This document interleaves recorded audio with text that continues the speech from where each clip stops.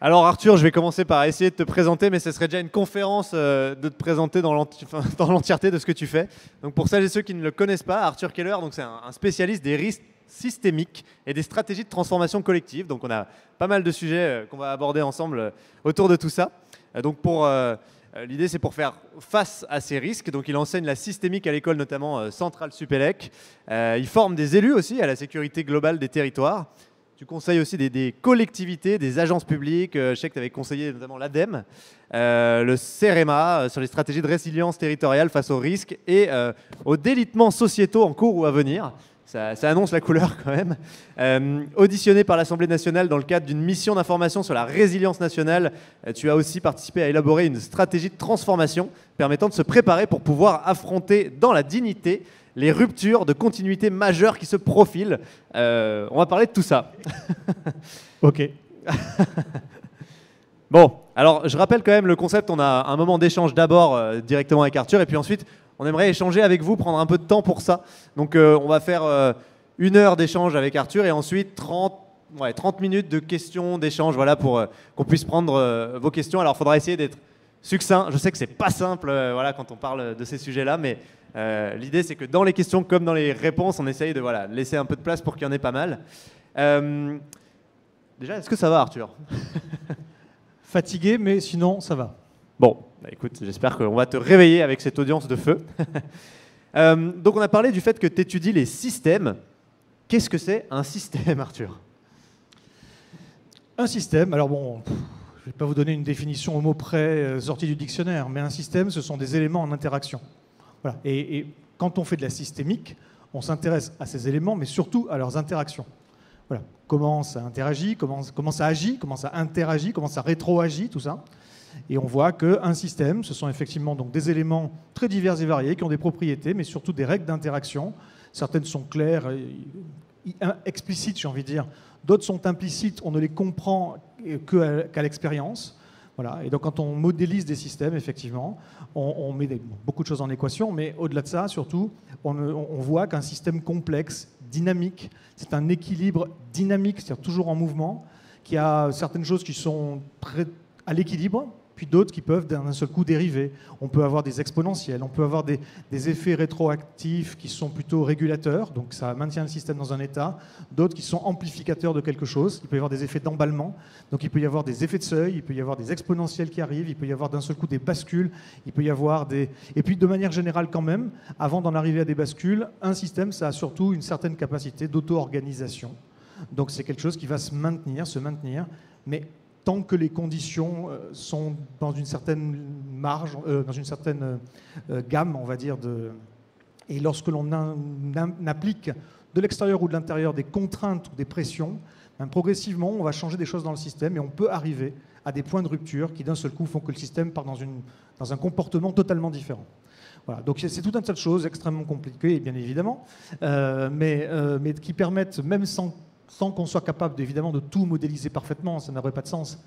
Pour autant, on peut tirer un certain nombre d'enseignements très utiles sur la manière dont fonctionnent les systèmes. Et par exemple, les sociétés dans lesquelles on vit, je précise une chose quand même, c'est que la systémique, l'usage des systèmes s'oppose. C'est pas que ça va plus loin qu'eux, c'est que c'est vraiment que ça s'oppose comme approche aux approches traditionnelles, cartésiennes, confère René Descartes, de réductionnisme, où on prend des problèmes complexes et puis on les découpe en problèmes plus simples, où on prend des systèmes complexes et puis on va les étudier silo par silo, c'est-à-dire morceau par morceau, et ensuite éventuellement champ disciplinaire par champ disciplinaire. Puis après on essaie de faire vaguement dialoguer un petit peu tout ça. Mais non, c'est pas du tout la même chose. Donc faire de la systémique ne permet pas simplement d'aller un peu plus loin dans la compréhension de ce qui se passe, de ce qui peut se passer, des enjeux, de ce qu'on peut faire, mais bien de changer totalement de prisme sur ça, d'avoir une vision d'une nature différente sur la problématique et d'une nature différente sur éventuellement ce qu'on peut y faire. Voilà.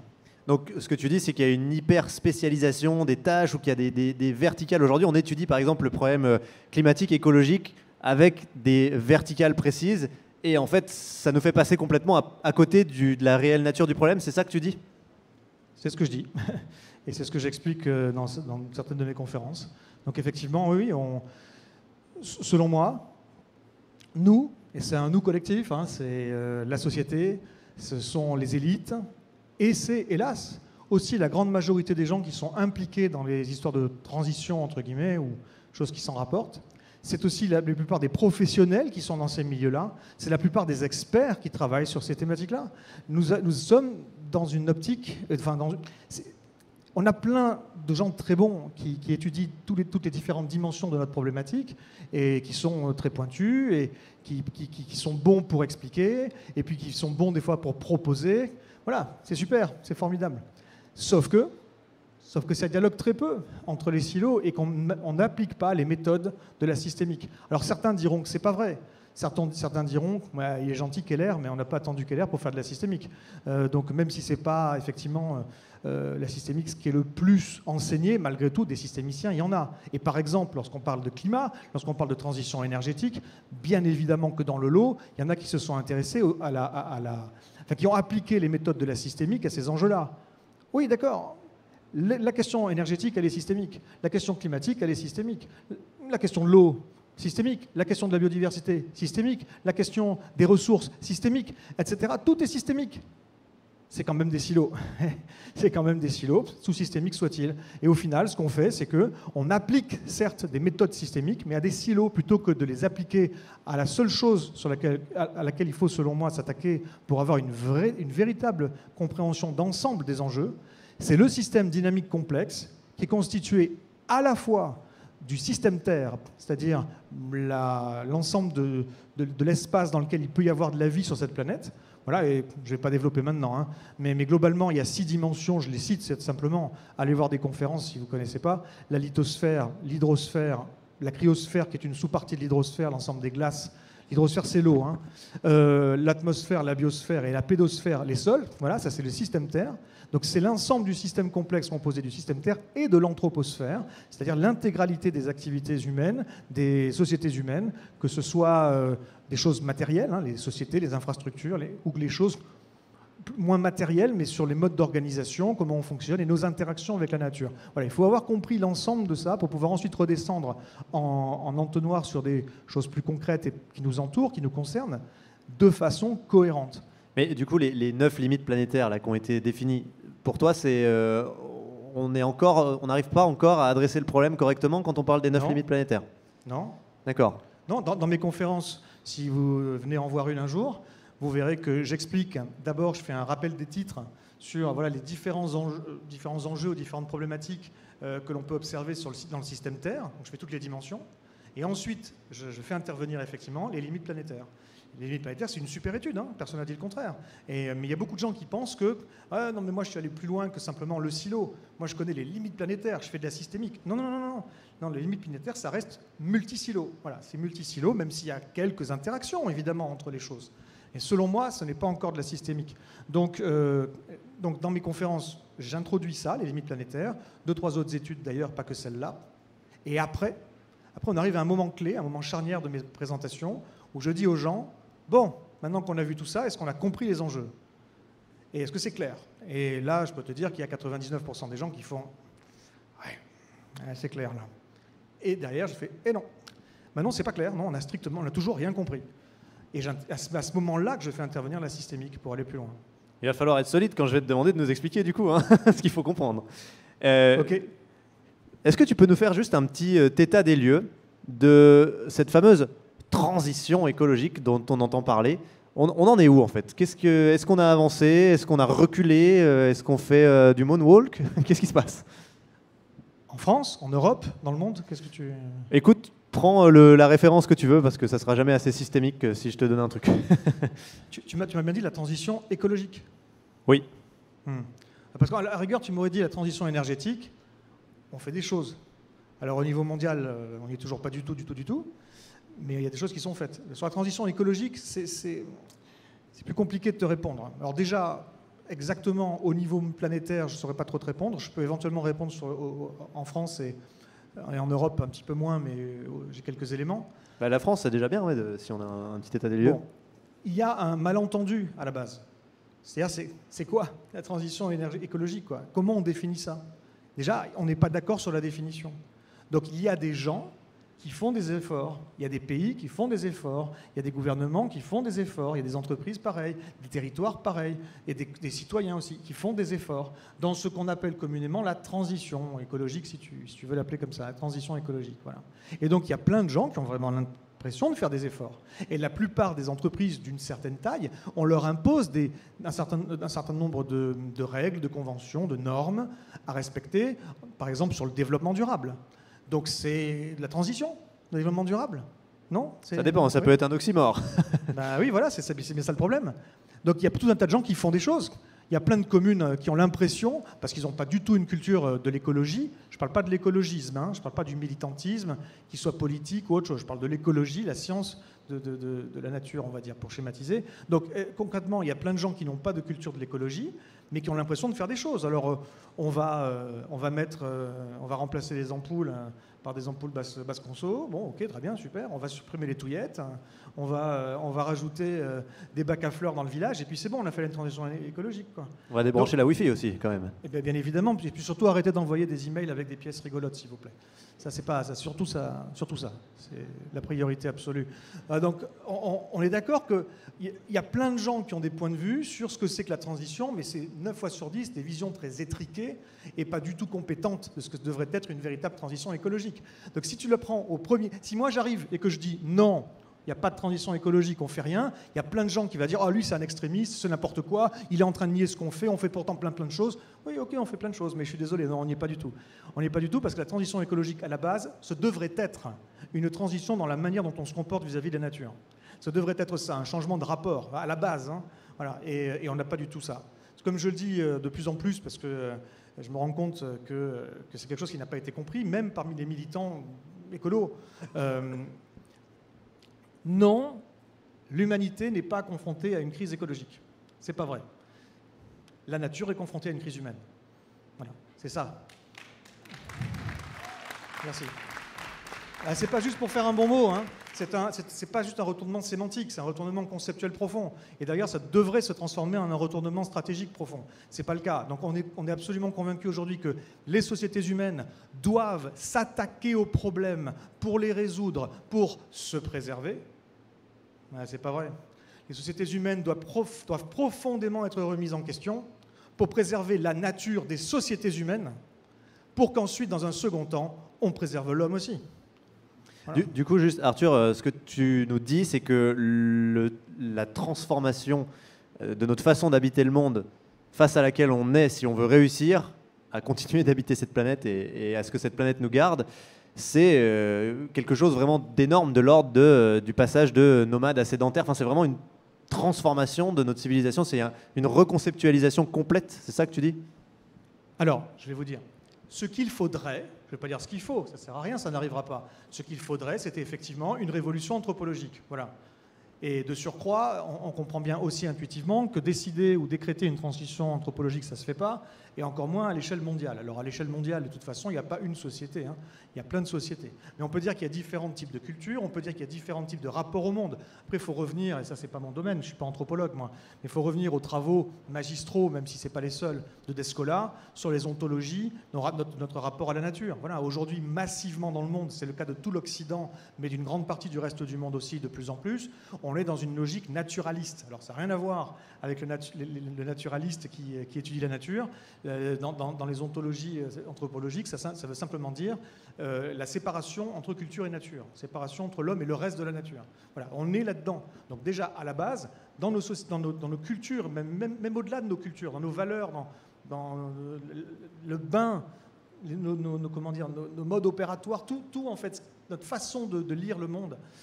Dès qu'on est petit, on grandit dans une société qui fait clairement, qui établit une limite entre l'homme et la nature. Et ça nous paraît évident. Et ceux qui voudraient remettre ça en question sont un peu farfelus, tu vois. Un peu, voilà. Oui, mais pourquoi? Enfin, parce qu'à la base, tout le monde n'a pas cette logique. Donc il y a 4 ontologies, mais allez voir ça, renseignez-vous, c'est passionnant, mais je ne vais pas en parler et je ne suis pas Philippe Descola. Ça se saurait. Voilà, donc effectivement, non, il y a plein de choses qu'il faudrait révolutionner. Maintenant, comme cette révolution-là, parfaite, idéale, elle ne se produira pas, il y en a qui disent elle se produira peut-être pas. Non, mais Non, ça ne produira pas. Voilà, point. Ça, c'est intéressant, tu peux juste développer, parce que c'est vrai que j'ai vu pas mal de tes conférences où tu dis on ne fera pas cette révolution, c'est sûr. Pourquoi? Ben oui, mais non, mais qui, comment, pourquoi? Enfin, c'est pas comme si on allait dans la bonne direction, mais pas assez vite, mais qu'on avait les outils pour accélérer. Voilà, on s'en éloigne. On s'en éloigne massivement. Il y a quelques personnes qui se remettent en question, il y a quelques personnes qui évoluent, voilà, il y a quelques épiphanies, ouvertures de chakras, voilà.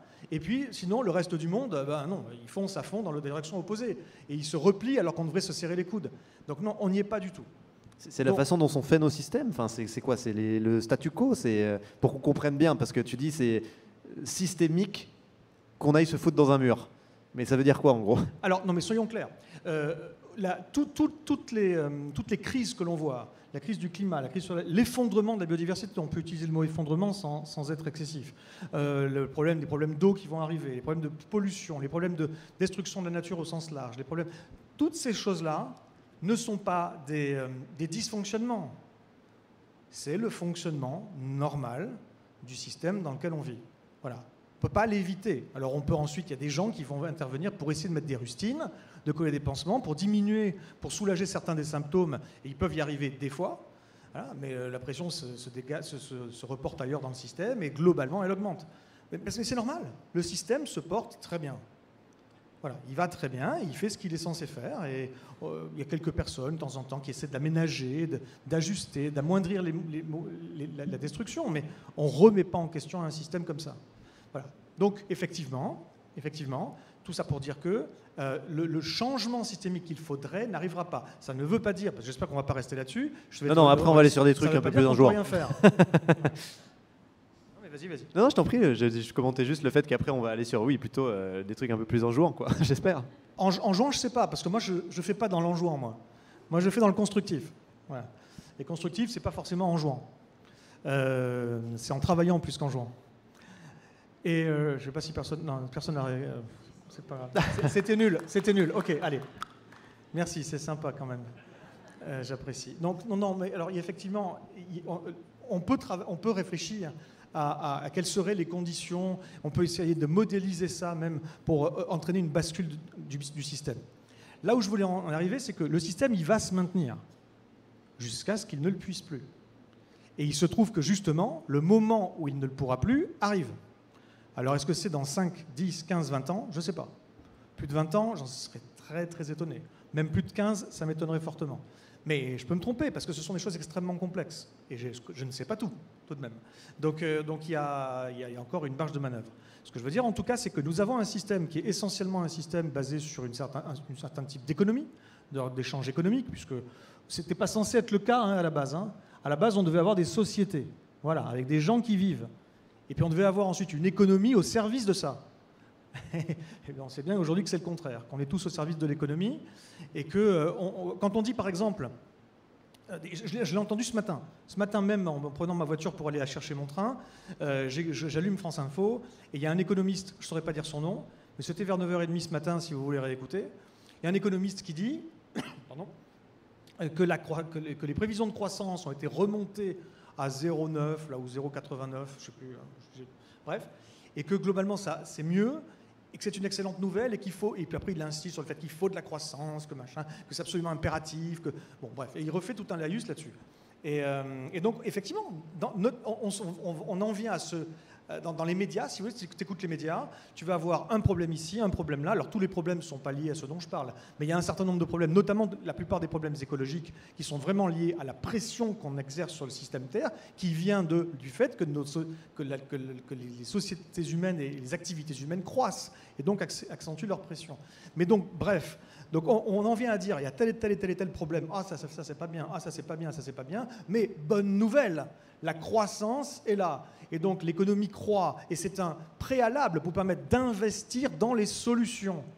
Voilà. Donc tout ça, c'est un imaginaire qui est déjà en train de se craqueler et qui ne va pas tenir très longtemps. Pourquoi? Ben parce que l'impératif de croissance économique qui est au cœur de ce système-là, c'est dans son ADN aujourd'hui tel qu'il est conçu. Même, j'ai envie de dire, c'est dès la création monétaire. Aujourd'hui, il y a 90% à peu près de la monnaie, de l'argent qui circule sur Terre, il est créé par la dette, par la création de dette. dette qu'il faut rembourser avec intérêt. Donc dès la création monétaire, il y a l'impératif de croissance de la masse monétaire en circulation qui est lié à l'impératif de croissance et de remboursement de la dette aussi, ou des dettes, et donc c'est lié à la croissance économique, à l'impératif de croissance économique. Donc ce modèle, ce système, il est autoréférentiel. Pour lui, c'est une super nouvelle qu'il croisse, mais sans se préoccuper de tous les dégâts qu'il crée. C'est un petit peu comme si on regardait un cancer, mais de l'intérieur de la tumeur. En disant, c'est une super nouvelle, la tumeur croît, elle est en super forme, sans se préoccuper des effets que ça a sur l'organisme. Et en tuant l'organisme, en tuant l'autre, le cancer va se tuer lui-même, enfin entre guillemets. Mais bon, donc on ne se rend pas compte de ça. Donc on dit que c'est une super nouvelle, mais donc pour que ce système continue de croître, il faut toujours plus en amont. Il faut que la quantité de biens et de services croisse, et globalement, il faut toujours plus d'énergie et de matières premières. Toutes les activités humaines ne sont pas égales devant l'intensité énergétique et matérielle, mais malgré tout, au niveau d'une société et au niveau mondial, c'est encore pire. Il y a une corrélation extrêmement forte entre la capacité à produire de la valeur ajoutée économique, du PIB, et le besoin en entrée de plus d'énergie et de plus de matière pour le faire. Bon ben voilà, donc ce système ne tient que tant qu'il y en a toujours plus. Or, on est aux limites et on commence à les atteindre. Et d'ici 5, 10, 15, 20 ans, eh ben, on ne va pas avoir toujours plus, mais toujours moins. Du coup, donc, ça va se casser la gueule. Alors, pour comprendre, moi je t'ai déjà entendu dire, donc le plan A, c'est comme ça que tu appelles un peu le système dans lequel on est aujourd'hui, en tout cas je t'ai déjà entendu dire ça, c'est mort. Le plan A, il ne va pas changer, il ne faut pas travailler au plan A. Par contre, je t'ai entendu dire plusieurs fois, ce qu'il faut faire, c'est le plan B. Et c'est travailler à faire émerger un plan B avec des nouveaux modèles économiques, par exemple basés sur d'autres indicateurs, avec des fonctionnements de sociétés qui sont pensés pour ne pas cramer toutes les ressources, mais au contraire pour être à minima circulaires et permettre de préserver les ressources, etc. Est-ce que, comme tu nous parles de 10, 15, 20 ans maximum, tu penses qu'on va vieillir dans un monde qui aura vu émerger un plan B qui sera devenu réaliste et peut-être même qui dépassera le plan A ? Alors déjà, il ne faut pas le voir comme ça, plan B qui dépasserait le plan A, parce que ce n'est pas comme ça que je le vois. Et par ailleurs, est-ce que je pense qu'on va le voir ? J'espère qu'à certains endroits, oui, au plus d'endroits possible. Je pense que c'est encore jouable, mais le temps presse. Est-ce qu'au niveau d'une société, ce serait le cas ? Est-ce qu'au niveau d'un continent ou de la Terre entière, ce sera le cas ? Il ne faut pas y compter. Il va y avoir de la casse. Là, moi, je ne m'en réjouis pas du tout, mais simplement, non, il ne faut pas trop y compter. Le but, c'est... La casse commence. Voilà. Non, le but, c'est d'essayer de faire en sorte, ou de contribuer du moins, à faire en sorte qu'on évite le plus possible de souffrances évitables. Voilà, il y a des souffrances de toute façon inévitables, et d'autres qu'on peut peut-être encore éviter. Allons-y tous sur le pont, quoi. Donc en tout cas, selon moi, effectivement, je n'ai pas dit que ça ne servait à rien de travailler sur le système, parce que ce n'est pas vrai, ça ne sert pas à rien. Il y a aujourd'hui un système qui a des activités qu'il faut conserver. Tout n'est pas acheté, il ne faut quand même pas exagérer. Il y a des activités qu'il faut conserver, et il y a même des activités qui doivent croître. Certaines qui existent déjà, d'autres certainement à créer ou à recréer. Et puis il y a des activités qu'il faut juste maintenir, il faut être certain que ça fonctionne bien, certaines infrastructures critiques, par exemple, je ne sais pas. Certains services publics, il faut les améliorer, tout ça, idéalement. Le service de système de santé, système de soins, la justice, il y a des choses qu'il faut conserver. Et puis il y a des choses qui sont dans le toujours plus, qui n'apportent rien. Donc celles-là, il faut les limiter, les encadrer sérieusement, voire carrément les arrêter, quand ça enrichit quelques actionnaires peut-être, mais que ça détruit par ailleurs. Donc ça, ce serait l'idéal. Ce serait, je dis bien, l'idéal qu'il faudrait faire. Donc moi, je ne crois pas qu'on va pouvoir le faire en profondeur. Ça ne veut pas dire qu'il n'y a pas des batailles à mener et des victoires à remporter sur des choses qui peuvent être majeures, au moins localement. Sur des choses où ça peut être majeur, ça peut sauver beaucoup de vies, ça peut sauver la nature, ça peut, etc.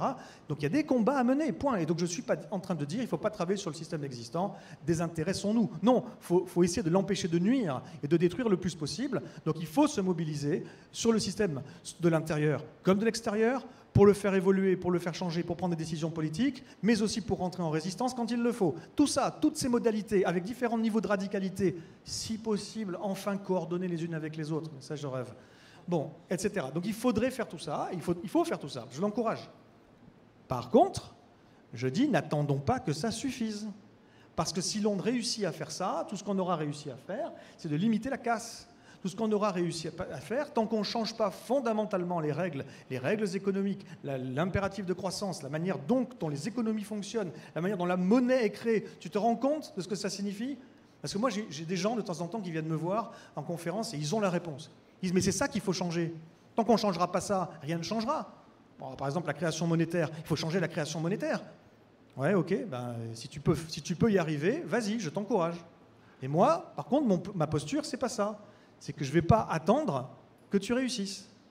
Et donc, en anticipation du fait que je pense, même si on gagne plein de victoires, et je l'espère, nous n'arriverons pas à changer le système suffisamment et suffisamment vite.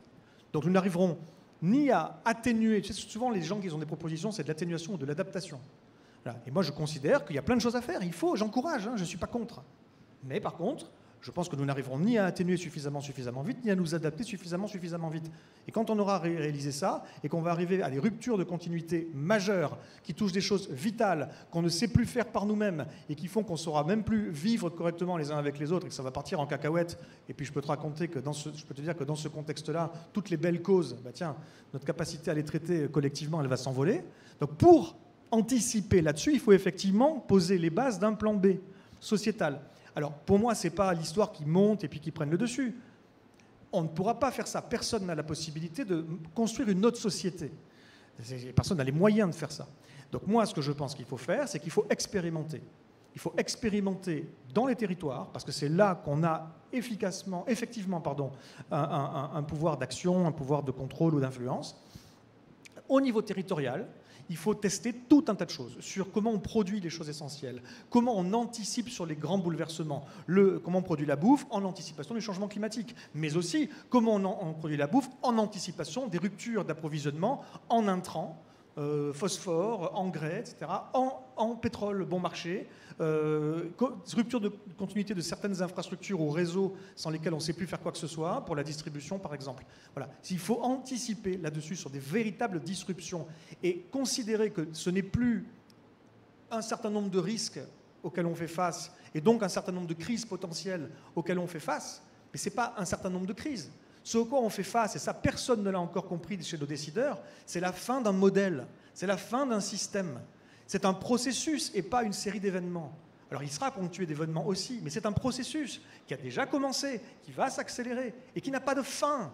Donc on l'accompagne ou on le subira. Donc cet accompagnement, pour moi, comme on ne peut pas faire basculer une société d'un plan A vers un plan B, il y a beaucoup de gens qui bossent là-dessus. Comment on obtient cette bascule? Mais j'y crois pas. Qui peut faire basculer une société? Peut-être ça arrivera à la faveur de quelque chose. Et bien précisément, ça arrivera à la faveur d'une bascule. Mais pas celle qu'on aura créée. Laisse-moi juste finir là-dessus. Pas celle qu'on aura créée. Celle qu'on va se prendre dans les dents. Une ou plusieurs bascules. Et la question, ce n'est pas comment on met en place un nouveau modèle. C'est comment on pose les bases en expérimentant toutes les dimensions de ce nouveau modèle, que ce soit donc sur la production, la consommation, que ce soit sur le social, et des différents modèles sociaux qu'on peut organiser au niveau collectif, au niveau territorial, sur la politique, comment on prend les décisions, par exemple au niveau local, par exemple des assemblées citoyennes, comment ensuite sur l'économie, des économies locales, des monnaies locales, des systèmes d'échange locaux, des circuits courts, etc., locaux. Toutes ces choses-là, on peut les tester, les organiser. Il y a déjà des choses qui existent, mais beaucoup de choses à tester. Et ce sont les différentes pièces d'un puzzle qui constituent un nouveau projet de société pour que lorsque la bascule va arriver, celle qu'on n'aura pas réussi, enfin celle qu'on va se prendre dans les dents, à ce moment-là, il y a un max de personnes qui se disent, plutôt que pas de plan B, la panique et le chaos et la violence, peut-être que là, il y a des pousses. Voilà, à ce moment-là, on se met en capacité de dire, attendez avant de paniquer tout de suite, ici on a testé ceci et ça fonctionne, là-bas ils ont testé ça, là ci, là ça, et si on met tout ça en place, c'est un peu expérimental, hein, ça ne sera peut-être pas magique, mais au moins on a un début de plan B pour une autre société. Voilà. Ok, donc une multitude d'initiatives partout, sur tous les secteurs, pour transporter les marchandises différemment, pour gérer la thermie des bâtiments différemment, et bien entendu en politique, partout. En fait, il faut des initiatives partout qui réfléchissent sur 1 million de petites verticales finalement, c'est ça que tu dis? Alors c'est un peu ça, mais avec différentes par contre, conditions à respecter. Un, de se mettre en réseau, que ce soit au niveau territorial. Avec genre une grande team, par exemple? Ouais, par exemple. À tout hasard. Donc se mettre en réseau, mais au niveau territorial et au niveau interterritorial, voilà. Et également de se raconter. C'est-à-dire qu'un projet doit se mettre en récit de façon inspirante. Voilà, donc quand vous avez un projet, quel qu'il soit, un nouveau projet, vous devez le mettre en récit, vous devez récupérer les informations qui vont vous permettre de faire cette mise en récit. Voilà, moi aujourd'hui, je pense qu'il y a 4 types d'informations. C'est 1, des comptes rendus de ce qu'on a fait, on raconte ce qu'on a fait, ce qui a marché, ce qui n'a pas marché, pourquoi. 2, c'est des indicateurs. Clairement, on a réussi à faire plus X% sur tel machin, moins Y% sur tel autre. Le 3e truc, c'est des témoignages de gens qui vont expliquer pourquoi au début ils sont venus, ils avaient peur, pourquoi au bout de 3 ans ils sont toujours là, mais ils n'ont plus peur, pourquoi il y a une émulation qui s'est créée. Bref, c'est des témoignages. Comment dire, on est vraiment dans l'émotionnel, là, et dans le subjectif, et puis des images, des gens et des lieux. Et avec tout ça, on peut construire, au bout d'un certain temps, un vrai récit de transformation des gens et des lieux. Et ça, c'est inspirant. Et parce que c'est inspirant, ça va se propager. Et parce que ça va se propager, ça va faire des petits ailleurs. Et parce que ça va faire des petits ailleurs, bah, votre projet, c'est pas votre projet. Maintenant, c'est fini. Quand on fait un projet, c'est pas son projet. Déjà, c'est un projet qui est en relation, dans une dynamique, à minima territoriale. C'est dans un réseau. Et de surcroît, parce qu'on va la mettre en récit, parce qu'on va aussi travailler avec des gens qui savent faire ça si on ne sait pas le faire soi-même, parce qu'on va aussi faire intervenir des gens qui ont du goût pour rendre les projets beaux en plus de ça, parce qu'un projet bon, c'est bien, mais bon et beau, c'est mieux. Parce qu'on fait tout ça, eh ben, votre projet il va sauver le monde. Voilà. Va sauver le monde. Allez, il va contribuer à le changer. Ok, trop intéressant. Voilà, on peut applaudir pour ça. Oui.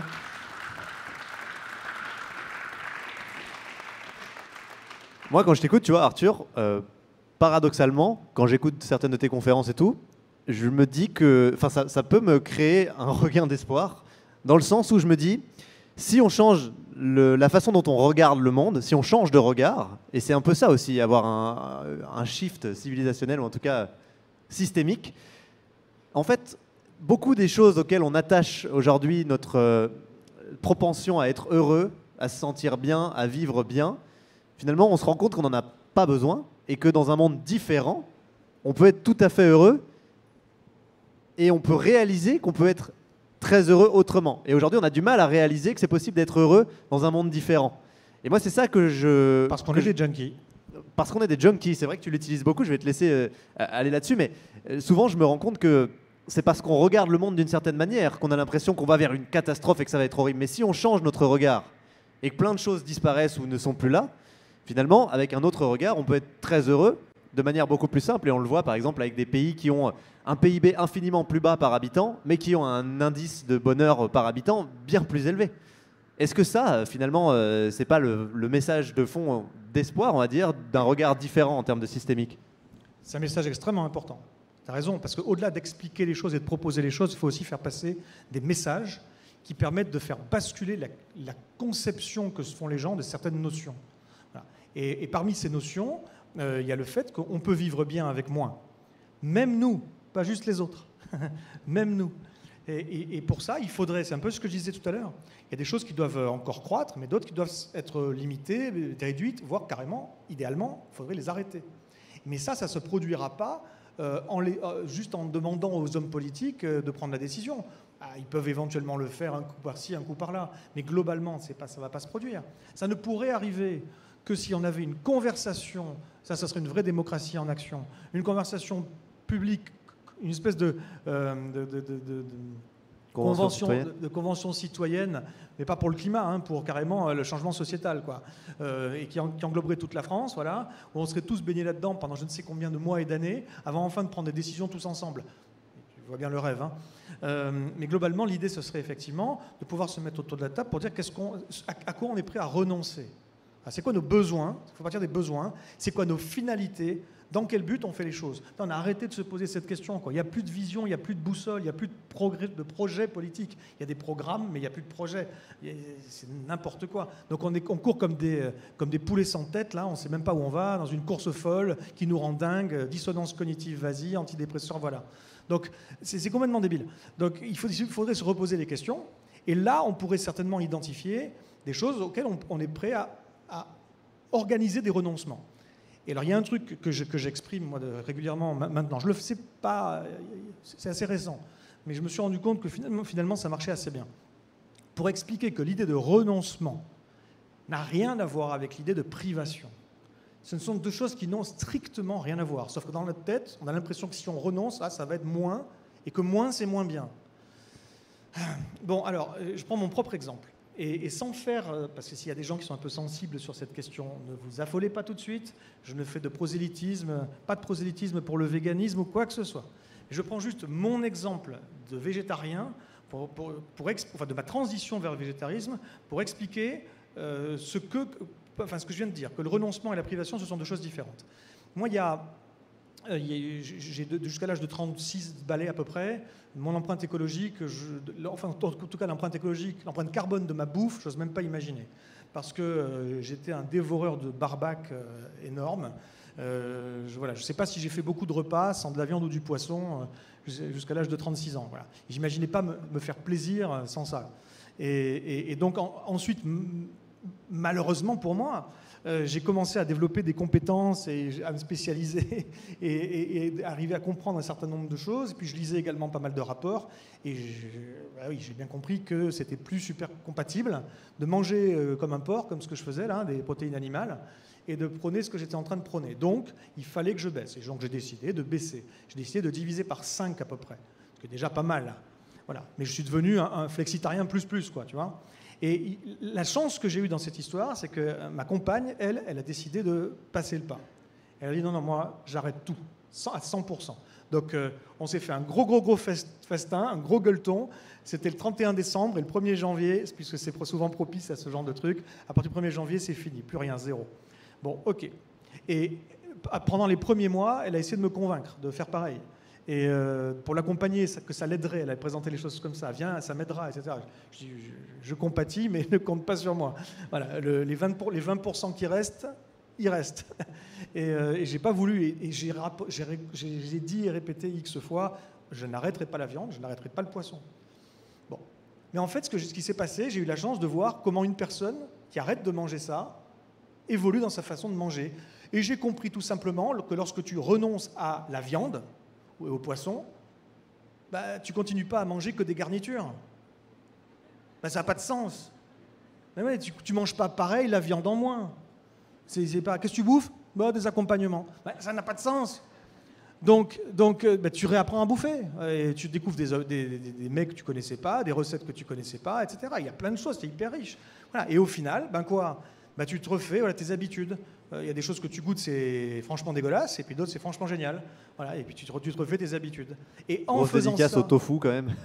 Le tofu, moi, j'ai jamais aimé ça. Donc, sauf une marque, un truc spécifique, mais sinon, voilà. Et les saucisses véganes, j'entends beaucoup de gens qui disent que les simili-carnés, les fausses viandes, c'est dégueulasse. Ça dépend. Qu'est-ce que tu veux que je te dise? Il y en a qui sont dégueulasses, il y en a qui sont super bons. Voilà, c'est tout. Chacun ses goûts aussi. Bref, ça n'a pas de sens. Donc, moi, j'ai eu la chance de vivre avec quelqu'un qui a fait cette transition.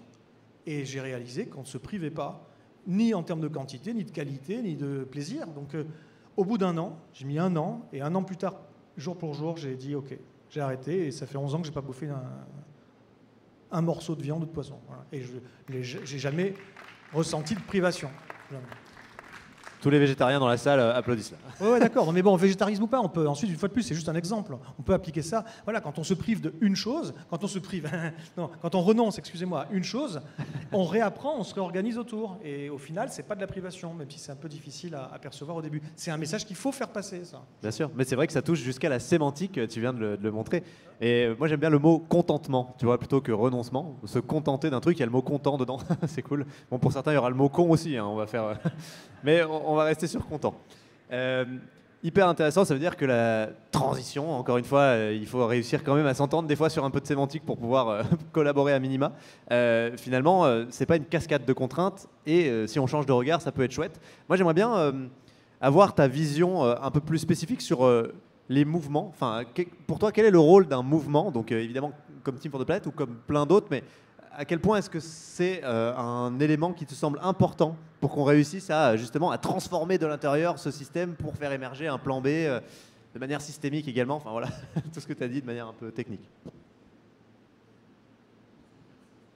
C'est compliqué comme question en fait, parce que quel est le rôle d'un mouvement? Il y a tellement de mouvements différents qui ont des... Bon, alors un mouvement comme TFTP, il y a des choses super, évidemment. Après, il faut surtout, c'est pas un mouvement, il faut une constellation de mouvements qui portent sur des choses différentes, avec des modalités différentes, pour attirer des gens différents, et avec des méthodes différentes et des radicalités différentes. En fait, c'est l'ensemble qui va faire un changement, c'est pas un mouvement ou deux mouvements. Voilà, chaque mouvement peut apporter sa pierre. Par contre, après, attention à la fois aux objectifs que l'on vise, Attention à la fois aux méthodes qu'on utilise et attention à la fois à l'entre-soi qu'on risque de créer et attention enfin à la communication autour de tout ça. Donc les objectifs, c'est quoi? C'est essentiel évidemment de travailler sur les grands enjeux de notre temps tels qu'ils nous sont présentés à longueur d'antenne sur les télés et les radios et tout ça. Donc il y a un enjeu, une fois de plus, je répète, de climat, d'eau, de biodiversité, de ceci, de cela. Tous ces silos doivent être traités. Donc si vous avez des projets qui permettent d'agir sur ces choses-là, super. Mais d'autant plus super que pour soulager un symptôme, vous n'aggravez pas les autres au passage. Et ça, c'est pas gagné. Voilà. Parce qu'aujourd'hui, typiquement, déployer des renouvelables, est-ce que c'est une solution? Du point de vue du climat, peut-être si c'est bien fait. Du point de vue de l'énergie, peut-être si c'est bien fait. Pour toutes les autres dimensions, c'est plus du côté du problème que de la solution. Parce que les développements de renouvelables, c'est donc aussi des développements de système de stockage de l'énergie, le système de distribution d'énergie, de réseau, etc. C'est énormément de métaux, c'est énormément de minerais, de sable et de compagnie. Donc ces choses-là, on intensifie les flux extractifs, on intensifie la pression sur des écosystèmes, on intensifie la pression sur la biosphère, sur les aquifères, on intensifie la pression de pollution et en plus ça engendre des problèmes de santé publique pour les populations locales, ça engendre aussi souvent des problèmes de piétinement des droits humains à droite à gauche. Bon, alors franchement, est-ce qu'on a bien conscience qu'une certaine idée de la transition qui implique une intensification des industries extractives s'accompagne de tout un tas de choses absolument atroces? Oui, mais j'ai envie de faire l'avocat du diable dans le sens où, oui, il faut une part de sobriété, on est d'accord, mais à 8 milliards sur Terre, il y a un peu un couteau à cran d'arrêt parce qu'il n'y a pas de solution parfaite. Donc est-ce qu'il ne faut pas se dire, avançons vers les solutions les moins pires pour au moins avancer, non ? Mais d'accord, éventuellement, même si justement ça demande des arbitrages. Et ça demande de surtout jamais avoir une position de principe. Dire ce type de solution, c'est oui systématiquement. Non, il n'y a rien qui est systématique. On étudie au cas par cas. Systématiquement, on étudie au cas par cas. Voilà. Et non, parce que sinon, mais je suis d'accord, de toute façon, rien n'est parfait. Et il faut quand même avancer. Donc il faut faire des arbitrages. Et je peux entendre quelqu'un qui me dit, j'ai conscience de toutes les conneries, toutes les saloperies, toutes les destructions qui vont avec ma solution. Malgré tout, je pense que c'est le bon arbitrage parce que c'est prioritaire de travailler sur telle ou telle chose. Et on va essayer de bosser pour limiter la casse sur les différents... Ça, je veux bien l'entendre. Mais c'est rarement ce que j'entends. On ne bosse pas vraiment, ou rarement, ou pas très efficacement, sur tous les côtés négatifs que ça engendre. On se concentre uniquement sur ce qui nous intéresse, les côtés positifs. Et on se dit, ouais, hey, we're the good guys. Oui, d'accord, mais enfin, concrètement... Bon, bref. Et en plus de ça, on dit et on prétend qu'on fait partie de la solution. Non, on fait partie d'un arbitrage. On est du côté d'un certain compromis, imparfait. Je veux bien accepter le compromis si au moins on a l'honnêteté de reconnaître que ça cause des torts. Et pas de se gargariser de triomphalisme en disant c'est la solution. Voilà. Et donc oui, donc attention déjà à ce que aux objectifs et comment on essaie de les atteindre. Il y a un moment aussi, il faut s'attaquer à créer les éléments à la fois d'un nouveau système et des éléments de résilience pour, au moment de la bascule, être capable de passer ces bascules et ces ruptures de continuité majeures sans devenir tous dingues parce que peut-être qu'on n'aura plus à bouffer pendant quelques temps. Donc comment on s'organise précisément pour que ça n'arrive pas ? Comment on s'organise précisément pour que les gens ne deviennent pas tarés et qu'il n'y ait pas d'un seul coup, le jour où les chaînes d'approvisionnement vont arrêter de fonctionner parce que ce jour va arriver, alors ce sera peut-être pas, quand je dis ce jour, ce ne sera pas du jour au lendemain, c'est métaphorique, ça va progressivement se dégrader, mais il y a un moment où ça va s'accélérer. Est-ce que ça va prendre quelques semaines, quelques mois, quelques années, je ne sais pas, mais même si ça prenait 5 ans, c'est très rapide. Imaginez qu'au bout de 5 ans, on n'ait plus de quoi bouffer, quoi. Bon, si on n'a pas développé une résilience, notamment alimentaire, dans les territoires, à ce moment-là, il y a tout un tas de crétins qui vont s'improviser, chasseurs, cueilleurs, pêcheurs, bûcherons, et puis ça va être la fin de tes petits bosquets sympathiques où tu voyais autrefois des chevreuils. Voilà. Bon, donc il faut préparer tout ça en même temps, et pas simplement travailler sur les solutions, entre guillemets, aux différents problèmes identifiés.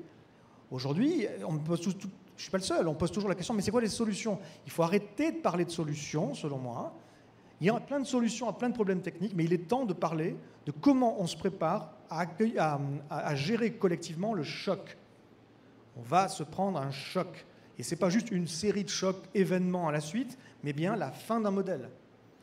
Bon, voilà. Et donc après, comment on communique dessus ? Comment on arrive à articuler les unes avec les autres les différentes radicalités sans être les ennemis les uns des autres si on a le même objectif. Moi, je pense sincèrement qu'on ne permet de véritables changements en profondeur que s'il y a tout un gradient de radicalité. Voilà. Avec des gens très radicaux, des gens moins radicaux. C'est parce qu'il y a des gens très radicaux qu'on va écouter les moins radicaux, notamment. Voilà. Et ensuite, c'est un panel de modalités de mobilisation qui font que la somme de tout ça, on se donne vraiment des chances que ça fonctionne. Et après, il y en a qui disent, oui, mais les grands changements sont arrivés par les radicaux, puis d'autres qui disent exactement le contraire. Et en fait, on peut trouver tout un tas d'éléments, effectivement, qui vont dans un sens ou dans l'autre.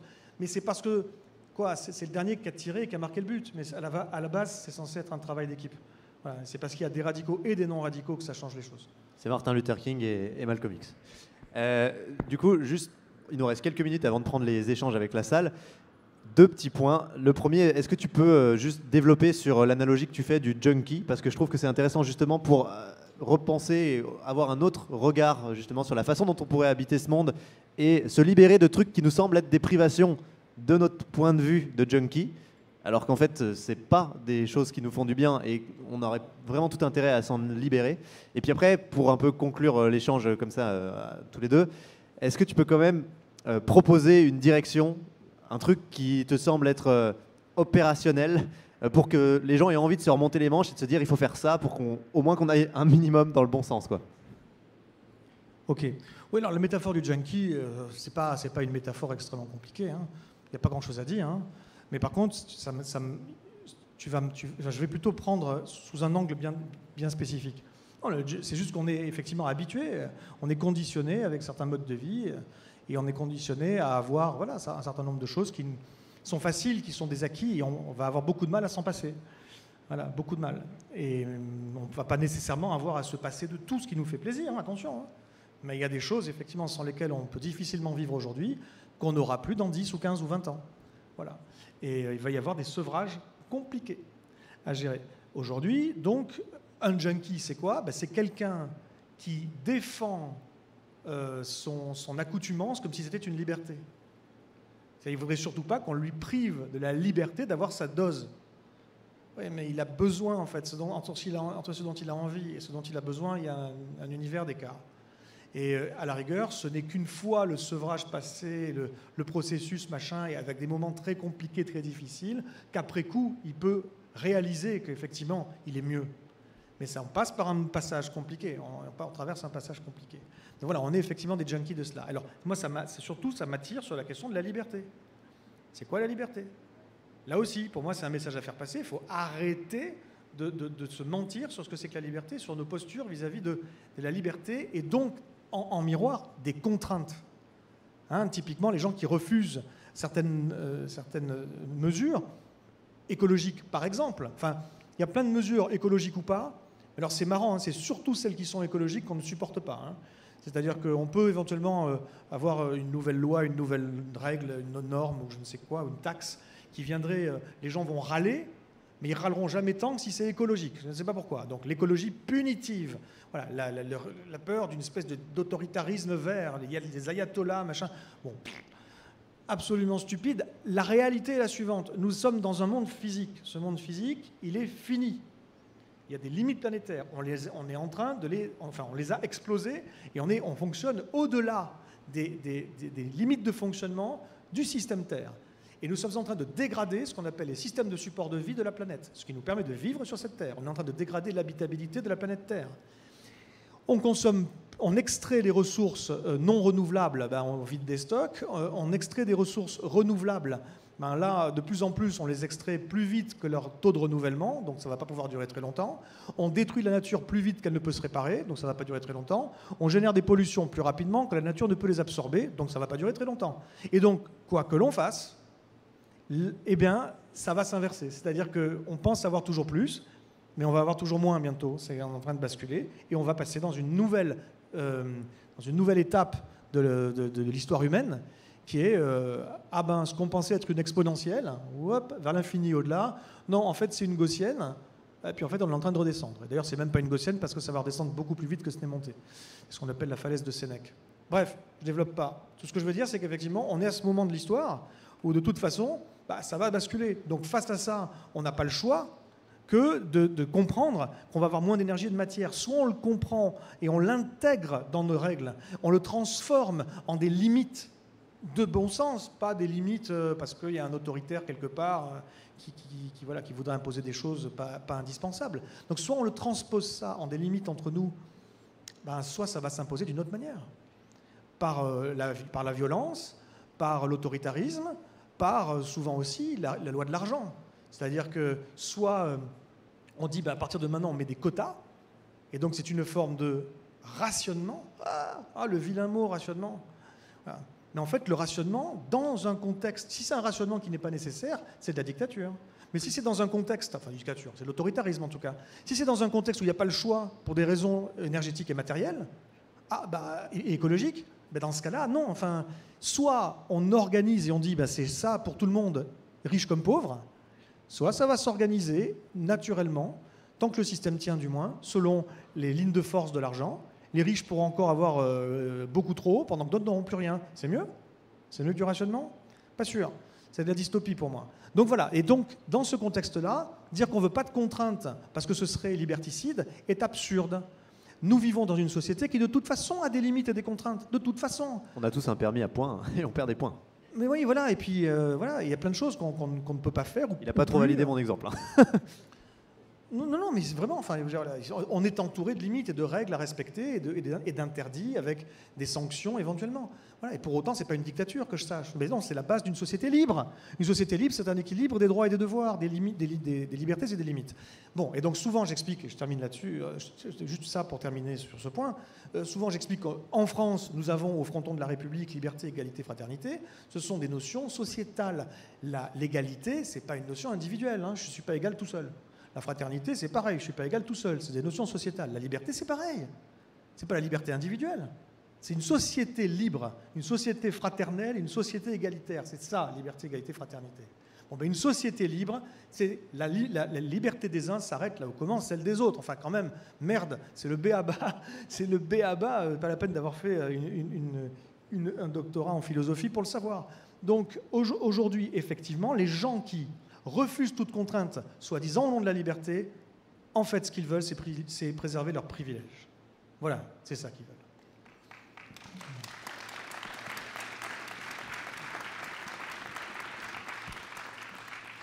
Arthur, on finit avant les questions, assez rapidement si on peut. Oui, tu voulais une perspective Juste, oui. Qu'est-ce qui nous donne envie de nous remonter les manches? C'est pas encore les questions, juste une dernière chose. Qu'est-ce qui nous donne envie en fait de nous remonter les manches, tu vois? Parce que parfois, quand on écoute ça, on se dit fuck quoi, tu vois, tant pis, on va les consommer à bloc jusqu'à l'effondrement et puis basta quoi. Non, alors déjà, ce qui donne envie, je suis désolé, mais c'est pas universel. Ce qui va te donner envie à toi, c'est pas ce qui va te donner envie à toi. Donc déjà, il n'y a pas de réponse absolue selon moi. Maintenant, effectivement, tu peux travailler sur comment tu fais les choses, comment tu exprimes les choses, comment tu montres et comment tu mets en récit ce qui existe déjà de façon inspirante. Voilà. Donc il faut que ce soit inspirant, mais il faut aussi que ce soit pratique, pratico-pratique, que ce soit accessible. Et il faut donc à la fois que les gens aient... ça passe par deux choses, d'accord ? Tu ne peux pas, selon moi, construire de l'espoir qui soit de l'espoir lucide. Parce que les espoirs non lucides, les vagues espoirs un peu gentillés, qui n'ont rien compris à ce que je raconte et qui s'imaginent que l'avenir sera comme ci, comme ça, mais en fait ils rêvent, ces espoirs-là vont buter contre le fait qu'ils sont impossibles et ils vont se transformer en un désespoir terrible.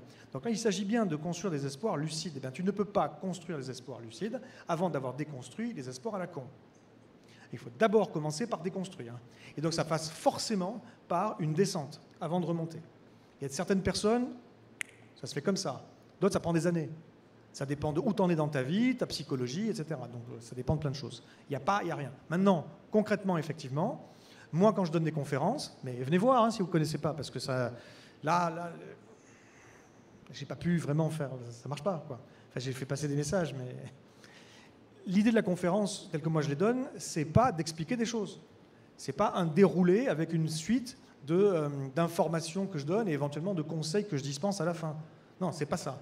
Moi, comme la manière dont j'ai construit mes conférences, et c'est très particulier, je pense qu'on n'est pas beaucoup à faire ça, j'ai construit mes conférences comme une réponse à la question dans quel état émotionnel je laisse les gens à la fin de ma conférence et comment je les y amène. Et ensuite, je fais une espèce de rétro-engineering de ma conférence pour faire passer les gens, alors ça ne marche pas avec tout le monde, mais bon voilà, on peut le faire de manière plus ou moins efficace, faire passer les gens à travers une série d'émotions, voilà, et d'états émotionnels, et leur permettre de faire, de manière raccourcie, en 1h30 ou en 2 heures, de faire un chemin qui, sinon, aurait peut-être pris 5, 10 ans, 20 ans. Voilà. Alors, une fois de plus, ça ne marche pas avec tout le monde, mais ça marche avec un certain nombre de gens, et c'est déjà pas mal. Voilà, donc l'idée, ce n'est pas motiver les gens, mobiliser les gens, c'est les mobiliser bien. Et pour ça, il faut déconstruire certaines idées qu'on s'est faites de « Ah tiens, ça, c'est une solution ». Non, non, non, ce n'est pas une solution. Tu t'attaques à un des symptômes, mais pas à la maladie. Donc, c'est bien, hein, il y a plein de symptômes à traiter, mais il faut aussi travailler sur la maladie. Donc, il est temps de comprendre qu'on n'y est pas. On n'y est toujours pas. Et donc, moi, c'est là-dessus que je travaille, effectivement. Et donc, c'est un mélange, je termine là-dessus, c'est un mélange de, à la fois l'électrochoc et de bien comprendre le problème. Le problème, ce n'est pas juste les crises auxquelles on est confronté. Le problème, c'est les crises où on est confronté, plus prendre conscience du fait que jusqu'à présent, on a mal caractérisé, qu'on est passé à côté de la systémique, et qu'on pense qu'on a les solutions, mais qu'en fait, c'est pas vrai. Tout ce qu'on a, c'est A plus B plus C plus D, et on pense que la somme de tout ça va résoudre, et c'est pas vrai. En fait, la somme des réponses aux différents symptômes ne s'agrège pas en une thérapie pour la maladie. Et ça, il faut bien le comprendre. Mais bon, allez voir la conf une fois plus, parce que je ne peux pas développer. Et une fois que tu as fait cette chose-là, et que les gens sont vraiment mal, là, tu peux commencer, il faut commencer à les équiper de concepts et de notions qui sont applicables, qui permettent donc de faire avancer la compréhension et de permettre et l'action, donc des leviers, des exemples, de façon inspirante, des warnings, des conseils, etc. Et c'est l'ensemble de tout ça qui fait que les gens ne ressortent pas de là totalement dépourvus d'espoir, mais bien secoués, mais en même temps équipés et inspirés avec quelques premières idées de ce qu'ils pourraient faire. À la fin de mes conférences, je termine aussi sur ça, sur voilà, ce que chacun de vous peut faire avec différents rôles qui sont envisageables. Et ensuite, il faut se mettre ensemble, etc. Voilà, donc c'est tout un tas de choses. C'est ce que j'essaie de faire dans mes confs. Mais en moins d'1h30, j'y arrive pas. Il faut 1h30 ou 2 heures pour y arriver. Tous des éléments qui font qu'à la fin, on ressort et qu'on a envie de changer le monde. Voilà. Et de toute façon, j'ai envie de vous dire, vu l'état du monde aujourd'hui, soit on peut se mettre sous la couette, s'endormir, mais ça ne résoudra rien. Soit on se dit... Bon, et là, hein, ça va, ça fait X années que je tourne autour du pot, je me dis, bon, est-ce que vraiment j'y vais pas, j'ai pas forcément le tempérament d'un activiste à la base, donc bon, hein, non, ça permet peut-être aussi de se secouer et de passer de ça à, bon allez là j'y vais, c'est bon, tous sur le pont, il n'y a plus de questions à se poser, il faut sauver tout ce qui est encore sauvable. Ok, on peut l'applaudir bien fort avant de prendre les questions, merci beaucoup. Merci Arthur. Ah, première question au premier rang, j'y vais. Ah bah vas-y. On a 15 minutes a priori. Je vois ça nous a mis 23 minutes ici, il faudra me dire. Ah c'est 15, ok. Bonsoir, Mickaël, j'avais 2 petites questions. Je suis Arthur. Rapidement, hein, Mickaël. Arthur, je vous trouve un petit peu pessimiste parce que vous ne croyez pas à la fois à la révolution ontologique que vous dites... J'ai pas compris, croyez pas à la fois à la révolution ontologique que vous dites nécessaire et pourtant impossible, qui ne se produira pas, et à la fois, vous ne croyez pas au maintien du système actuel. Est-ce que le basculement, j'ai noté que vous n'utilisiez pas le mot effondrement, est-ce que ce basculement qui va arriver selon vous n'est pas précisément la condition, le terreau idéal pour faire apparaître cette révolution ontologique nécessaire? Et deuxième petite question, vous avez parlé après pour les solutions qu'il y avait plusieurs initiatives et qu'une des solutions, ça serait de créer des constellations. Est-ce que vous avez des conseils sur comment mettre en place ce type de constellation qui peut être entre des organisations complémentaires mais très différentes et qui n'ont peut-être pas le même mode de communication? Merci. Ok, merci pour ces 2 questions. Alors, déjà, je réfute le terme de pessimiste. Moi, je suis ni optimiste ni pessimiste, ça dépend de quoi on parle. Voilà. Si j'étais pas optimiste, je ne serais pas ici. Si j'étais pas optimiste, je ne serais pas mobilisé pour quoi que ce soit, quoi. Donc c'est bien que je considère qu'il y a encore des choses qu'on peut faire. Mais maintenant, effectivement, non, je ne considère pas que le système va changer, qu'on va réussir à changer le système. Ce que l'on changer, quand je dis changer, c'est quelque part le faire muer dans autre chose qui serait fondamentalement différent, qui répondrait aux enjeux véritablement, quoi, qui irait jusqu'au bout. Donc pour ça, il faudrait changer l'ADN du système. Alors, c'est comme toi, hein, Arthur, tu peux changer la gueule éventuellement que tu as, par du maquillage, par ton look, par machin, par tes habits. Tu peux jusqu'à un certain point te transformer extérieurement, mais tu ne vas pas changer ton ADN. Hein. Tu ne vas pas te transformer en chien. Donc là, le système, il ne se transformera pas dans autre chose. Donc, effectivement, je considère qu'on ne le changera pas. Pour autant, comme je le disais, il ne va pas tenir. Donc il y a un moment où il va basculer. Et effectivement, oui, c'est ce point de bascule qui est l'opportunité, qui sera la bonne opportunité. Avant ça, il n'y aura pas d'opportunité. Avant ça, il y aura des crises. Mais la crise parfaite, elle n'existe pas. La crise parfaite, ce serait une crise qui serait, suffisamment grave pour que tout le monde se dise « Oh mon Dieu, mais c'est la catastrophe !» Puis, in extremis, qui s'arrête et fait oh, « On a échappé belle !» Et en plus, elle est parfaitement lisible et tout le monde comprend exactement ce qui s'est passé et tout comprend tout ce qu'il faut remettre en question et du coup, on le fait. Bon, alors, on oublie ça. Ça n'arrivera pas. Dès que les gens peuvent retourner à la normale et se réasseoir dans le canapé tranquillement devant Netflix, ils le feront. Ou refaire la queue pour acheter le dernier iPhone ou un McDo, ils le feront. Donc bon, mais par contre, effectivement, dans chaque crise, il y a une opportunité. D'ailleurs, crisis, hein, c'est les deux, hein, à la fois en latin et en grec. C'est l'opportunité. Et donc, le seul truc qu'il faut rajouter, c'est que, oui, mais l'opportunité pour les uns, c'est aussi une opportunité pour les autres. Ça va aussi être une opportunité pour les plus violents, les plus tarés. Ça va aussi être une opportunité pour les obscurantistes. Ça va aussi être une opportunité pour les riches et les puissants. Ça va être une opportunité pour tout le monde. Et si on veut avoir la chance, dans cette bascule, de gagner la bataille des opportunités, ben ça se prépare. Ça se prépare. Ça ne s'improvisera pas. La très bonne nouvelle, c'est qu'on sait à peu près tout ce qu'il faut faire. Je dis à peu près parce qu'il y a quelques points difficiles, notamment sur l'urbanisation, sur la répartition géographique de la population, sur les infrastructures. Ça, c'est compliqué à changer. Hein. Tu ne changeras pas ça comme ça. Mais bon, il y a quand même, sinon, beaucoup de choses qu'on peut faire. La mauvaise nouvelle, c'est que pour le faire, et suffisamment tôt pour qu'on puisse s'y préparer, il faudrait s'y mettre. Pour qu'on s'y mette, il faudrait que les gens aient compris à quel point c'était important. Et pour l'instant, on est trois pelés intendus à essayer de faire savoir ça, et il n'y a pas encore vraiment le déclic, quoi. Voilà. Donc oui, en tout cas, la grande transition, elle vient là. Je ne sais pas si elle sera anthropologique, mais au moins déjà, on peut... Déjà, une dernière chose, le changement dans notre vision du monde viendra du changement dans nos actes, et non pas le contraire. Voilà, pour la grande majorité des gens, on n'adapte pas, on ne change pas nos comportements parce qu'on a changé de vision du monde. Certains le font, mais la grande majorité ne le font pas. Voilà, depuis les années 60, on le sait, en psychologie, il faut lire l'extraordinaire ouvrage fondamental, hein, fondateur même, de Elliot Aronson, L'animal social, publié en 72, je crois, et dans lequel il explique que l'homme n'est pas un animal rationnel qui adapterait ses comportements à ce qu'il comprend, mais un animal rationalisant qui adapte ce qu'il voit, ce qu'il sait et qu'il comprend du monde en fonction de ce qu'il fait. S'il est amené à faire quelque chose qui est inhabituel par rapport à lui, ça va déclencher une sorte de dissonance, et pour réparer cette dissonance, il va modifier sa vision du monde. Donc, effectivement, le fait d'avoir des bascules dans ce qu'on fait va engendrer des bascules dans la vision du monde. On peut peut-être espérer qu'on s'approche d'une sorte de révolution anthropologique à ce moment-là, même si, une fois de plus, ça ne s'improvisera pas, hein, ça doit se préparer. Et sinon, beaucoup plus rapidement, pour la deuxième question, qui là, maintenant, tout de suite m'échappe, du coup, pourtant je l'avais... Pardon ? Oui. Alors, je sais et je ne sais pas vous répondre. Là, je vais vous renvoyer vers autre chose. Pourquoi je ne sais pas vous répondre ?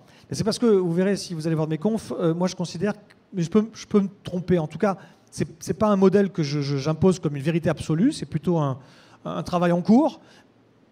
Dans son état d'évolution actuel, j'explique qu'il y a 5 catégories d'acteurs.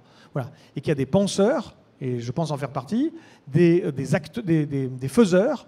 J'en fais, bon, ça dépend ce qu'on met derrière, mais j'en fais pas complètement partie. Des inspirateurs, des gens qui essaient d'inspirer, de se faire savoir, j'essaie d'en faire partie. Des organisateurs et des facilitateurs. Les facilitateurs sont des gens qui ont des moyens. J'en fais pas partie. Et il y a les organisateurs. Et là, j'en fais pas partie non plus parce que ça demande des compétences que je n'ai pas. Comment tu organises un réseau ? Comment tu organises une dynamique territoriale ou interterritoriale ? Un mouvement, un projet, tout ça. Là, il y a quand même des compétences notamment pour organiser la pensée collective, l'intelligence collective, la démocratie, le machin, pour faire du... Bon, et donc, moi, je ne saurais pas répondre précisément à cette question puisque c'est un travail d'organisateur, selon moi. Mais il y a des gens qui sont bons pour ça. Et il y a déjà des réseaux qui existent. Donc je pense qu'il faut déjà partir des réseaux existants. Vous avez déjà aussi, vous faites partie des gens qui proposaient un début de réseau. Il faut mettre les réseaux en réseau. C'est pas toujours facile, mais se concentrer sur déjà ce qui nous rassemble et peut-être plus que sur ce qui nous oppose. Voilà, pour commencer du moins. Ok, merci Arthur. Yannick, vas-y. Oui, merci Arthur pour cette conférence. Alors j'ai deux questions très rapides. La première, j'étais hier sur une conférence où le conférencier nous expliquait que ce qu'on vivait actuellement, c'était l'effondrement de la civilisation rationnelle et l'émergence de la civilisation relationnelle. Et je serais intéressé à avoir votre avis là-dessus. Et la deuxième question, c'est de savoir si cette addiction qui génère tous ces problèmes-là, est-ce que c'est un problème de société, un problème de civilisation ou un problème physiologique? Problème de société, la société occidentale émergée de la Renaissance, du chiffre, du progrès, du toujours plus, qui va s'effondrer et donc réinventer une nouvelle société dans la post-civilisation occidentale. Est-ce que c'est un problème de civilisation en tant que telle, la révolution agricole, l'émergence de la domestication de la nature, et donc c'est l'effondrement de toutes les civilisations qui ont découlé de tout ça, parce qu'on retourne à la vie sauvage, ou est-ce que c'est un problème physiologique, c'est l'homme qui est câblé comme ça, et c'est l'effondrement de l'humain pour arriver à bâtir autre chose qui ne soit plus humain? Ok, merci pour ces deux questions. Je vais apporter des éléments d'éclairage et en même temps, au risque de vous décevoir, tout ça est très intéressant, mais ne fait pas partie de mon registre d'expertise. À partir de là, contrairement à certains... Enfin, de toute façon, c'est le jeu qui veut ça. Hein. Quand on met quelqu'un sous un projecteur, on lui adresse tout un tas de questions, y compris sur des domaines qui n'ont rien à voir avec son expertise, qu'il n'a pas étudié du tout, et avec beaucoup d'assurance, il va vous donner des réponses. Alors moi, j'aime pas faire ça. Donc, je peux vous donner quelques avis personnels sans vous dire, voilà, une réponse à cette question. Non, je suis désolé, c'est hors de mon champ de compétences. Bon, alors, sur l'histoire de... On sortirait de l'ère rationnelle pour rentrer dans l'ère relationnelle, c'est très joli. C'est un joli slogan, je ne suis pas particulièrement convaincu, mais juste comme ça, en entendant ce que vous m'en avez dit, c'est-à-dire très peu de choses. Je pense aujourd'hui qu'effectivement, il y a une partie de l'humanité qui est rationnelle, mais justement, le rationalisme est un problème. Le rationalisme pur est un problème. Il n'est pas capable de comprendre le monde. Et l'irrationnel est encore plus un problème probablement. Donc il faudrait trouver un juste milieu. Je ne suis pas sûr qu'on soit ni dans un monde rationnel ou post-rationnel. Bon. Et alors après, le relationnel, alors là, je suis désolé, il faudrait tendre vers ça. Peut-être que nous allons revenir vers ça, mais deux choses. Un, aujourd'hui, on est moins relationnel que jamais. Enfin, en tout cas, c'est pas vraiment vrai. Ça dépend ce qu'on met derrière. Disons que je pense qu'on a le plus de relations que jamais, mais d'une qualité moindre que jamais. Voilà, donc, je veux dire, si tes relations, c'est les réseaux sociaux, bon, ben voilà, tu as beaucoup de relations, mais qu'est-ce que ça vaut? Qu'est-ce que ça vaut concrètement, quoi? Donc, je pense qu'on est moins dans le vrai relationnel au sens humain du terme que jamais, et je pense qu'on est de plus en plus clivé, fracturé, enfermé dans des bulles informationnelles et dans des communautés, qu'elles soient physiques ou online, de plus en plus. Non, alors le monde relationnel, si vous voulez, moi je pense qu'on n'y est pas. Hein. Voilà, mais peut-être qu'on finira par y aller parce qu'il faudra bien. Et la deuxième chose que je voulais dire là-dessus, dernière, avant de passer à la seconde question, c'est que le relationnel c'est bien, mais entre qui et qui? Oh, les gens, ils savent avoir des relations hein, autour d'eux. Bien sûr, tout de même, la plupart d'entre nous, on n'est pas des psychopathes. Quoi, hein. Les gens, en plus de ça, ils sont capables de solidarité hein, et d'entraide avec ceux qu'ils qualifient comme les leurs. Et c'est bien ça le problème. Le problème, c'est que quand on définit notre solidarité, quand on définit notre bienveillance et nos relations, on fait souvent de l'entre-soi. La plupart d'entre nous, en tout cas. Et ça, c'est un problème. Parce que tu pourras avoir toutes les relations du monde à partir du moment où il y a beaucoup de relations ici, beaucoup de relations là, mais qu'entre les différents groupes, il n'y a pas de relations. Ah, c'est une société fracturée, une société qui se clive, une société qui ne sera jamais résiliente. Parce que même si une ou deux des communautés réussissaient à être vraiment très résilientes, bah, si les autres autour ne le sont pas, le jour où ça bascule, ça ne marche pas, hein, ça va clasher. Donc le vrai relationnel qu'il faudrait, il est à la fois interculturel, intra- et intercommunautaire, intra- et interterritorial, etc. Et tout ce que tu veux, il faudrait que ce soit multidimensionnel. Parce que si on reste dans un entre-soi, tu peux avoir autant de relations que tu veux. ça ne fera pas l'affaire. Et ensuite, la deuxième question, décidément, ce soir, moi j'ai les neurones qui font des bulles, je ne sais plus. Ah oui, voilà, merci. Non, alors là c'est pareil, je disais, ça ne fait pas partie de mon champ de recherche. Simplement, effectivement, on peut penser qu'une partie du problème est de nature organisationnelle, la manière dont nos sociétés sont organisées, et notamment, c'est à la fois deux types d'organisation. Hein. Ce sont des règles d'interaction entre les éléments d'un système qui sont des règles explicites, comme les lois, les règles écrites, les normes, etc. Et puis, c'est des règles implicites, les codes sociaux, les codes culturels, etc. Et comment on se comporte les uns avec les autres, le civisme ou pas, etc. Et donc, toutes ces choses-là, effectivement, il y a une partie du problème qui vient de là, et potentiellement de la solution aussi, si jamais on arrive à opérer, à jouer sur les bons leviers. Après, il y a une partie qui vient plus généralement de la façon dont l'humanité s'est organisée sur cette Terre, donc je dirais plutôt carrément l'anthroposphère. Tant que l'anthroposphère, effectivement, sera au service d'une économie, en grande partie, pas toute, hein, et que cette économie implique de croître, tu peux essayer de résoudre tout ce que tu veux par ailleurs, ça ne boucle pas sur une planète finie dont on a déjà atteint les limites et dépassé, pour 6 sur les 9. Bientôt 7. On a de la marge. Comment ? On a de la marge. Oui, voilà. Et le dernier point, c'est est-ce que ce ne serait pas finalement gravé en nous ? Ce ne serait pas physiologique carrément. Et donc là, j'imagine que vous faites par exemple référence à Boller, et au bug humain, et au striatum, et tout ça. Moi, je ne suis pas neuro quoi que ce soit. Moi, je n'ai pas d'avis à avoir sur la théorie de Sébastien Boller. Sébastien Boller, qui par ailleurs m'a l'air d'être quelqu'un, je l'ai vu croiser qu'une fois, donc je ne le connais pas, il m'a l'air d'être quelqu'un intelligent, intègre et au service de la bonne cause. Ça ne veut pas dire qu'il a raison, parce que c'est une théorie. Donc moi, je ne peux pas vous dire c'est faux, je vous dis juste, il y a d'autres théories et d'autres personnes du même champ de recherche qui décrient la thèse de Boller. Décrit IE, hein, des verbes décrier. Hein. Voilà. Donc ce n'est pas un absolu, c'est une théorie. Je pense qu'il est compliqué et dangereux d'aller trop tôt sur le terrain du propre, de ce qui ferait le propre de l'homme. C'est pas évident, ça. Je pense qu'il y a beaucoup de comportements qui sont surtout liés au contexte. Voilà.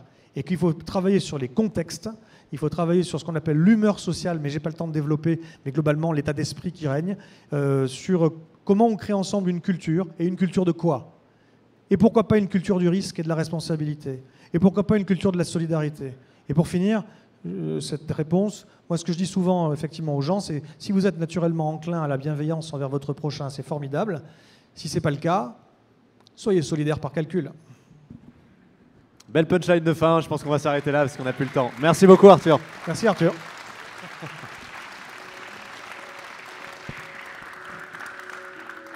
Je crois qu'on va passer à l'AG. Je ne sais pas s'il y a un petit temps de pause avant ou pas du tout. Ah, d'abord il y a un temps de pause, on va manger tout ça. Bon, on va manger des trucs imparfaits mais qui, quand même, peuvent aller dans le bon sens. Allez, merci beaucoup Arthur.